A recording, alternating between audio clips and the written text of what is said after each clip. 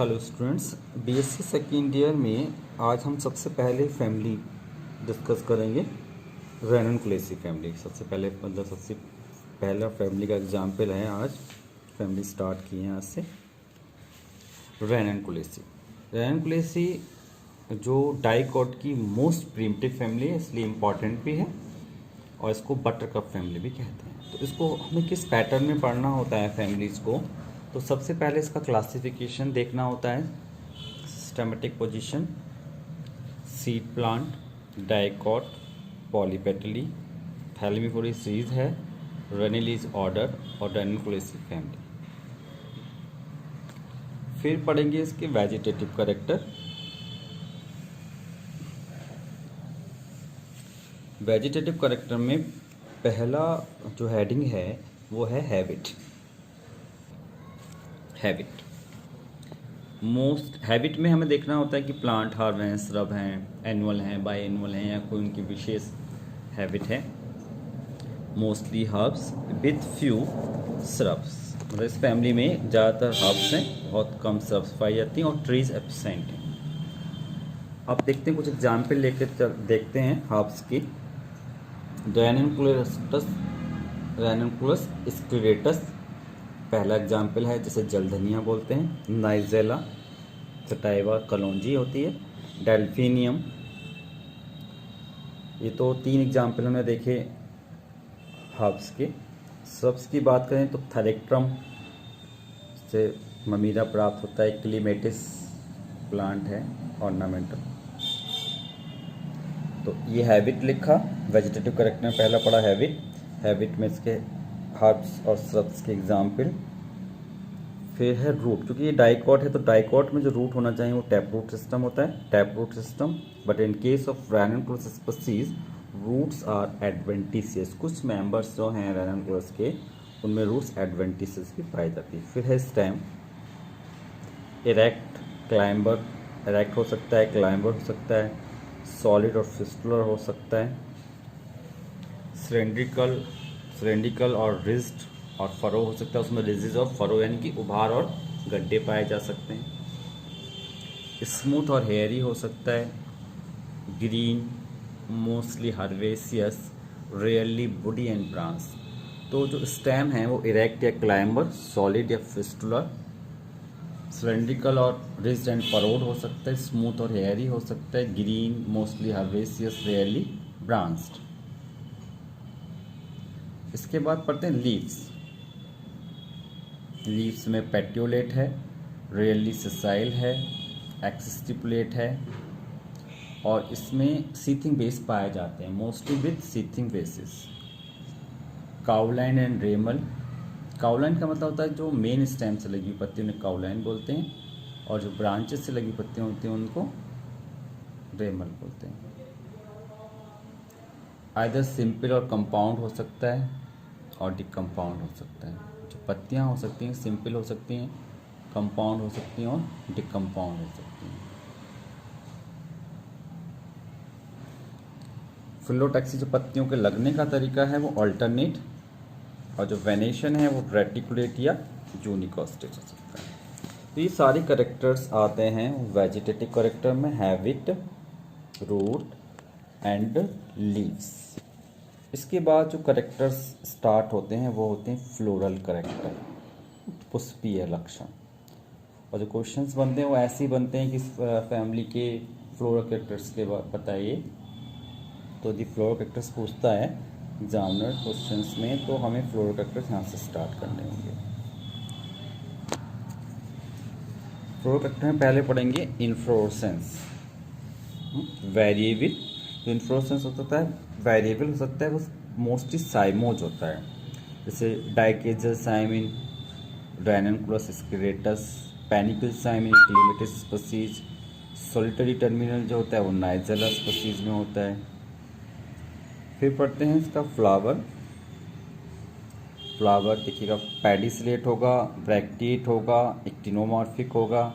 जो डेल्फिनियम का केस है उसमें जाइगोमॉर्फिक होगा। हर्माफ्रोडाइट होगा, कंप्लीट होगा, मोस्टली पेंटामिरस होगा, कभी कभी टेट्रामिरस भी हो सकता है, और हाइपोगाइनस। तो ये फ्लावर के जो कैरेक्टर हुए pedicellate, bracteate, actinomorphic, zygomorphic, Delphinium species, hermaphrodite, complete, mostly pentamerous, sometime tetramerous and hypogynous.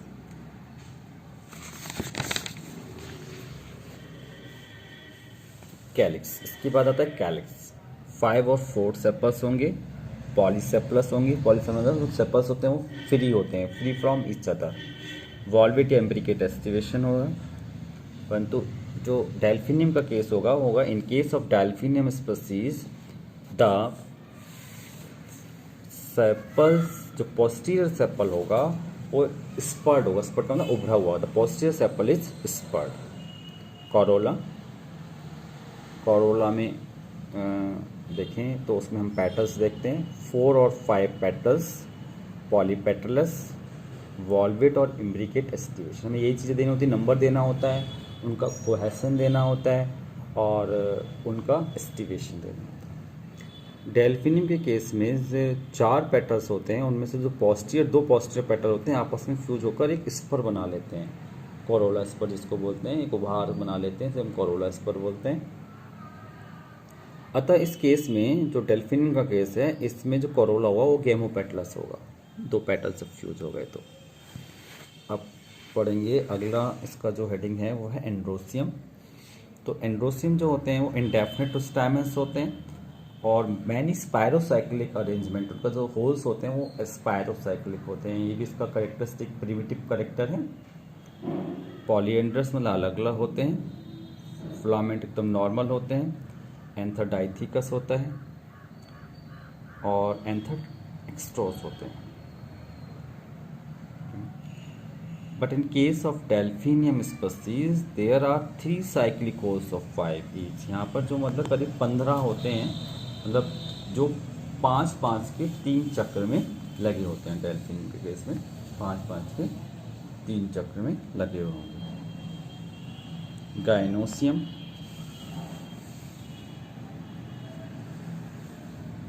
Definite carpels, apocarpous arrange in many spirocyclic whorls, 1 locule in each carpel, मतलब प्रत्येक कार्पल में एक ही लॉक्यूल होगा, यूनिलॉकुलर होगी। स्टाइल एंड स्टिग्मा नॉर्मल होंगे, ovary superior होगी। परंतु डेल्फिनियम के केस में ओवरी जो होगी वो मोनोकार्पिलरी होगी, मोनोकार्पिलरी विद मार्जिनल प्रेजेंस, क्योंकि ये जो डेल्फिनियम केस है वो थोड़ा सा इस फैमिली से बिल्कुल अलग चल रहा है, हालांकि इसी का मेंबर है। In case of Nigella species the ovaries polycarpellary, syncarpous multilocular with axile placentation. तो हमें कैरिस पढ़ना होता है, कोरोला पढ़ना होता है, एंड्रोसियम पढ़ना होता है, गाइनोसियम पढ़ना होता है और फिर इसके बाद पढ़ना होता है फ्रूट।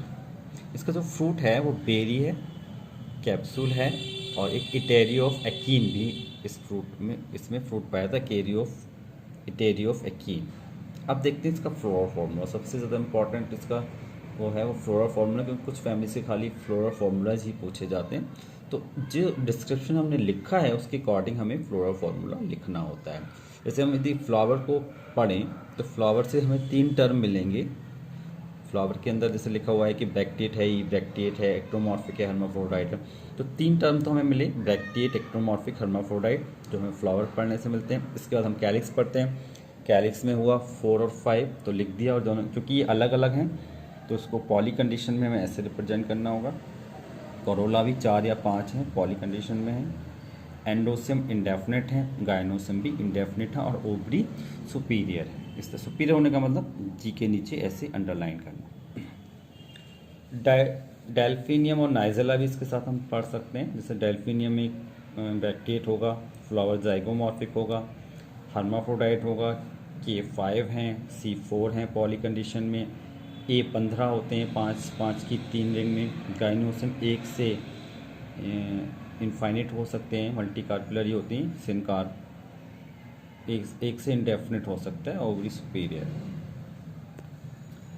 नाइजेला स्पीसीज में ब्रैक्टिएट, एक्टिनोमॉर्फिक, हर्माफ्रोडाइट, K5, और इसमें जो कोरोला होता है वो 8 हनी लीव्स में डिवाइड हो जाता है। कोरोला जो है 8 हनी लीव्स में डिवाइड हो जाता है। एंडोसियम इंडेफिनेट होते हैं, गाइनोसियम एक से इंडेफिनेट हो सकता है। तो इस प्रकार ये हमने इसकी फ्लोरल फॉर्मूला पढ़ी। फ्लोरल फॉर्मूला पढ़ने के बाद हमें लिखना होता है फ्लोरल डायग्राम पढ़ना होता है, फ्लोरल डायग्राम, और फ्लोरल डायग्राम के बाद हमें पढ़ना होता है उसकी इकोनॉमिक इम्पोर्टेंस।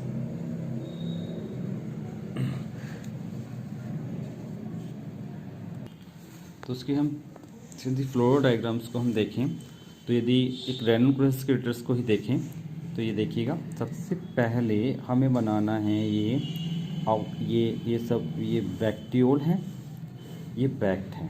सबसे पहले हमें जो ये कैरिक्स की जो आउटर रिंग बनानी है वो कुनकुंशियल एस्टिवेशन है। देखो एक कम्प्लीटली बाहर, ये कम्प्लीटली बाहर, और ये इसके दोनों सिरे अंदर, इसके दोनों सिरे अंदर, और ये वाला जो है ये ट्विस्ट होगा, एक सिरा अंदर और एक सिरा बाहर। तो ये हो गई बाहर वाला जो एस्टिवेशन है कुनकुंशियल।